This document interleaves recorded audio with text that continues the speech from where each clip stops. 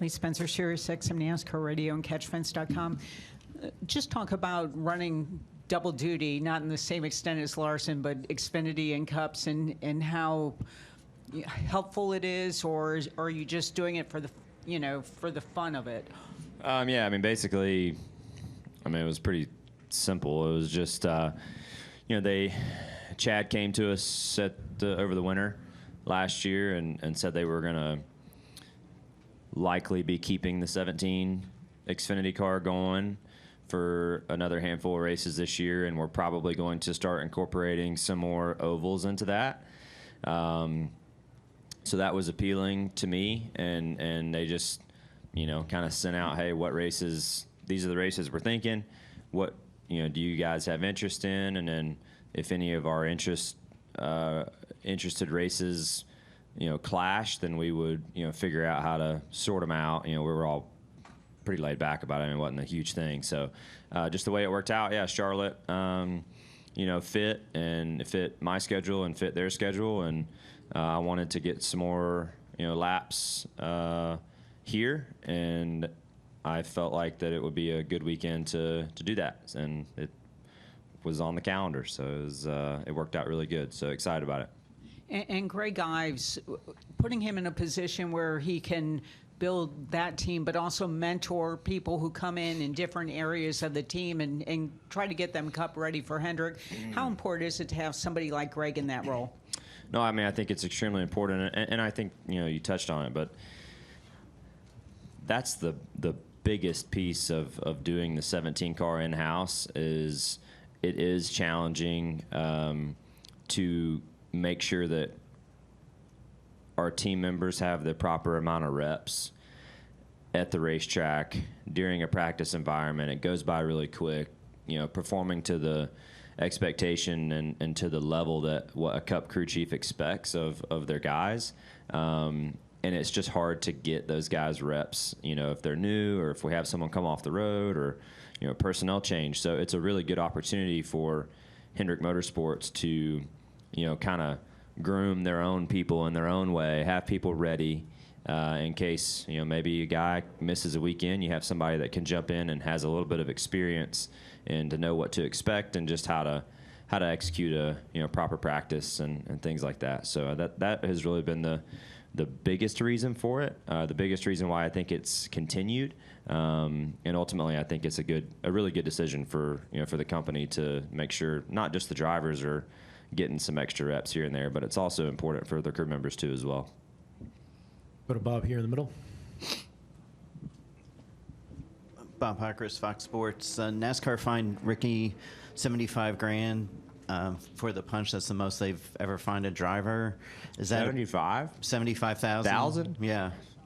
Wow. Yeah. I heard he got fined. I didn't know it was $75,000. Yeah, $75,000. So I guess I was going to ask if you thought it was appropriate, but I don't know if you've thought about it much. But do you think that's a lot? Obviously, it's a lot of money. That seems wild to me. Trying to think about what to say, but yeah, that seems like a lot for that situation. I mean, I might, yeah. You gonna fine him, but you gonna promote with it? Like, what are we doing? That's a little strange to me. It's just my first thought that comes to my mind is it's a lot of money to fine a guy, but it's not okay, but we're gonna blast it all over everything to get more clicks. I don't really agree with that. Go over here to Jacob.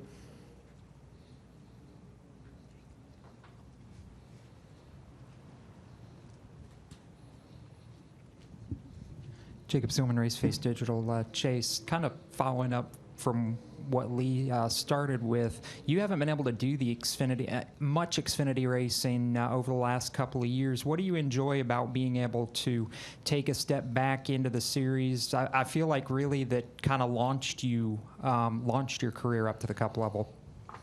Yeah, for sure. I mean, those 2 years, 14 and 15 were, particularly 14 was, a really big year for me, and just the way the timing all worked out and whatnot. It was really last minute that we even raced full time that year. It was a really good shot. We were just going to run 5 or 6, and I would have been thrilled with that, and everything, just all the pieces of the puzzle fit together at the right time with Napa and everything else. So to your point, yes, 2 extremely important years for my career, particularly 14, and I kind of felt like that was my opportunity, to either do something or not, and especially when it became a full-time season versus 5 or 6 races that we had talked about doing as well. Come up here to the front to Al. Yeah, Chase, Al Pierce with Auto Week.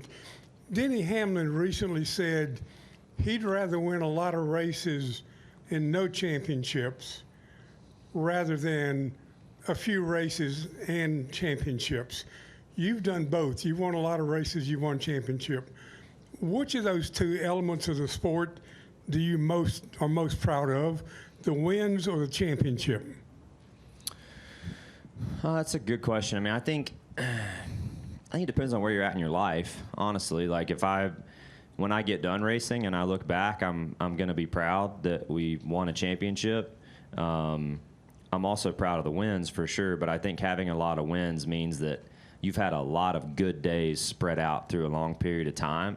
So I just think that general satisfaction that you get from a race win or a day going your way, if those numbers are, if those wins are in large quantities like that, I think ultimately that means you've had a lot of good days leaving the racetrack and a lot of satisfaction and performance and yourself and your team. And I can understand his argument on that for sure, because, races happen weekly. A championship only happens one time a year.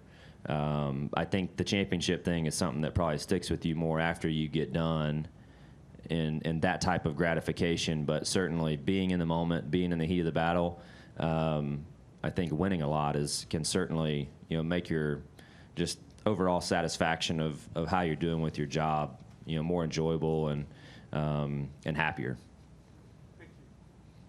Any more questions for Chase? We got one in the back, Zach Sterniolo. Zach Sterniolo, NASCAR.com. Chase, with Kyle's experience in Indy, how closely have you been following what he's been doing, how the 5 team has been reacting to it as well, and how tuned in will you be on Sunday as that race is going on? Yeah, I've tried to keep up for sure. I mean, it's been fun to watch what I have been able to keep up with, and it seems like they've been doing a great job at Indy, and obviously I work closely with Cliff. I hear a lot from him and whatnot, way more than the IndyCar side. So I'm hearing most of it from him, and he's a extremely well prepared guy, and I know he's going to do his part to make sure that his side of the picture goes really well. So I wouldn't be concerned about that at all. If I was Kyle or anybody else. But yeah, I think that they seem to be handling it all extremely well. It seems like just the logistics and the plans and the backup plans and all that stuff with the aviation group and everything else. They're all they're just all top-notch people. At least at Hendrick Motorsports, I feel like Rick does a really good job of choosing the people that work in different departments, and everyone's excited about it. I think it's really cool for everyone involved because, everyone is playing a role in making it happen. It's such a team effort to make sure that he can get, back and forth and do all the right things. And I think anytime you have an opportunity like that to tie in more people that already work at the company, I think is super healthy because it gives people an opportunity to be a part of something that they might not normally be, on a given weekend, which is fun. Trenton Worsham with Frontstretch.com. Come back for more great racing videos. And if you like us, don't forget to hit the subscribe button.